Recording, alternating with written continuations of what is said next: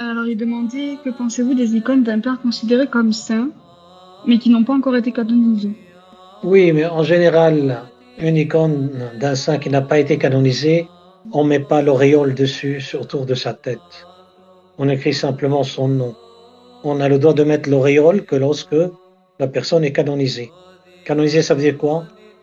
Et sa vie est devenue un canon pour nous. Ça veut dire un exemple. Quand l'Église tranche, le Saint-Synode dit que un tel personnage est saint, on commence à le peindre et à mettre l'auréole en or autour de sa tête, parce que sa vie est un canon. On sait que si on suit l'exemple de sa vie, on arrive comme lui à la béatitude. On a une autre question, c'est est-ce qu'on doit avoir des bases en dessin pour apprendre l'iconographie? Alors, pour apprendre l'iconographie, premièrement, il faut être appelé par Dieu. J'ai connu beaucoup des gens qui sont passés par les beaux-arts et c'était très difficile pour eux pour entrer dans l'iconographie parce que la base de leur travail est complètement, l'esprit de leur travail est complètement autre que l'esprit de l'icône. L'icône, si vous regardez une icône, il y a une tenue spirituelle dedans. L'art vient pour exprimer cette tenue spirituelle, cette grâce qui est dans le personnage. L'art n'est pas un but, mais il est là pour un outil, pour servir à exprimer, à incarner la personne à travers la peinture. C'est ça l'iconographie. Il y a des gens donc qui étaient très calés, mais j'ai vu des horreurs. Ils faisaient des icônes, c'était des horreurs, c'est complètement non canonique.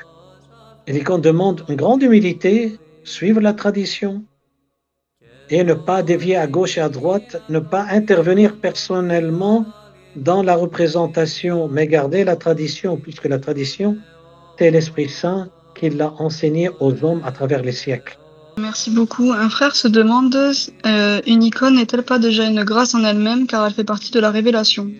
Oui, l'icône est une grâce par elle-même, comme a dit le Concile, le septième Concile œcuménique. Une grâce est bénie par le fait qu'elle ressemble au prototype et que le nom du saint est inscrit dessus. Tout à fait, elle est bénie par elle-même, il n'y a pas de problème. Mais on peut la bénir D'accord. à l'esprit, il n'y a pas de problème. Un intéressé à l'orthodoxie demande, est-ce que c'est le Christ qui a demandé de faire des icônes ou est-ce que c'est biblique?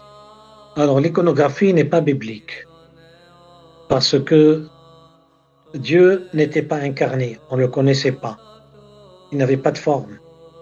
On ne pouvait pas peindre un Dieu qu'on ne connaissait pas. Mais quand Dieu s'est fait connaître à travers l'incarnation de la Vierge Marie et qu'on l'a vu, à ce moment-là, les hommes ont commencé à le peindre.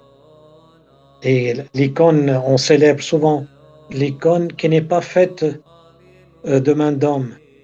Ça veut dire qu'il a été imprimé par Véronique, qui portait un linge et que le Christ lui a imprimé son visage, et son visage a été envoyé au roi Abgar en Mésopotamie, en Irak, qui l'a gardé. On l'a trouvé au IIe siècle, muré dans une des murailles à l'entrée de la ville. Et c'est ça ce qu'on peint maintenant. Les Russes, ils peignent le visage de Christ seulement. Christ a initié, bien sûr, en imprimant son visage sur un linge. Comment savoir si une icône achetée sur le net fut pleinement imprégnée de l'être représenté sur celle-ci? On reconnaît, il faut demander est-ce que cette icône est valable ou non. Parce qu'il y a par exemple l'icône qui est très répandue actuellement, c'est Joseph, le fiancé de la Mère de Dieu, qui, qui met sa main sur ses épaules et le Christ aidant, on a l'impression qu'il est le papa. Cette icône, elle est refusée complètement de l'Église. On l'a bannie de l'Église, cette icône, parce que la vraie Sainte Famille, c'est l'Esprit Saint, c'est Dieu, la Mère de Dieu et le Christ. C'est là la vraie famille, la Sainte Famille. C'est pas Joseph, Marie et l'enfant. Ça, c'est de la théologie qui est catholique, qui n'est pas la nôtre. Nous, on ne peint pas Joseph touchant la Mère de Dieu. C'est un scandale énorme pour l'orthodoxie. Joseph n'a jamais touché la Mère de Dieu. Elle est toute pure et toute immaculée et toujours vierge. Depuis qu'il a eu la révélation que celui dont elle est enceinte est le Fils de Dieu, ben, il n'a jamais touché. Elle avait déjà 13 ans, 13 ans et 6 mois. Voilà un exemple. Il faut demander, est-ce que cette icône est canonique ou elle n'est pas canonique? Très bien, merci beaucoup. Un frère demande que devons-nous penser des icônes russes inspirées de courants italiens et de type réaliste? Est-ce qu'elles n'altèrent pas le prototype que la tradition nous a transmis? Ben, ouais, c'est un problème, ça, les icônes qui sont de tradition italienne, parce que depuis le XVIIe siècle, la tradition byzantine a été perdue chez les Russes, puisqu'ils ont été coupés à cause de l'invasion ottomane qui a pris tout le sud de l'Europe.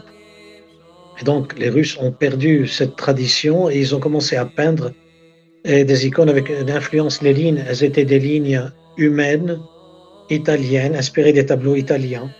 Mais quand même, il y a des icônes miraculeuses de ce type-là.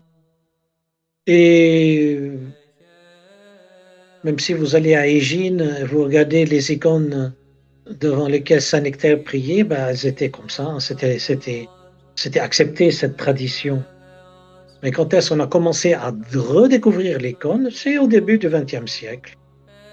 Et ils ont abandonné le style italien et sont revenus à la tradition byzantine orthodoxe. Très bien, merci beaucoup. Une sœur demande, est-ce que lorsque l'on prie devant une icône, nous devons à chaque fin de prière les embrasser? Moi, je l'embrasse toujours. J'embrasse la main de la Mère de Dieu parce que je sais que elle est ma mère et je lui dois vénération. Je la prie et je l'embrasse toujours. Très bien, merci. Un frère se pose la question, que penser de la fameuse icône russe peinte par Andrei Roublev qui a représenté l'hospitalité d'Abraham? Ce n'est plus l'hospitalité d'Abraham, parce que l'hospitalité d'Abraham, c'est les trois personnages divins avec Abraham et Sarah. Andrei Roublev a enlevé Abraham et Sarah. Il a eu la révélation de la Trinité en tant que Dieu trine, unitrine, un seul Dieu, trois personnages divins, et il a transposé cette icône d'une icône historique quand Abraham a reçu la visite des trois anges, il a transposé à un état spirituel la révélation des trois personnages divins, la révélation de la Trinité. Eh bien, merci beaucoup. Un curieux demande, que pensez-vous des icônes catholiques, je ne sais pas si on peut les appeler comme ça, qui représentent le Père? Oui, j'ai vu des icônes comme ça, mais le Père, on ne l'a pas vu. Souvent, il est représenté par une main qui bénit. Souvent, on le représente par un vieillard. Bon, c'est une économie qu'on fait. Économie, ça veut dire une permission, où il n'y a pas de faute. On peut représenter Dieu le Père comme un vieillard, parce que c'est une personne. Comment représenter une personne autre que par l'aspect humain? On ne connaît pas son visage. C'est le Christ qui va nous le révéler à la fin des temps. Mais maintenant, actuellement, bon, dans les icônes traditionnelles, il n'y a pas de visage. Il y a une main qui bénit. Mais il y a eu quelques icônes où j'ai vu, même moi, j'ai peint un jour Saint-Élie et j'ai mis un petit vieillard dans un coin de l'icône pour signifier que c'est Dieu le Père. Simplement pour signifier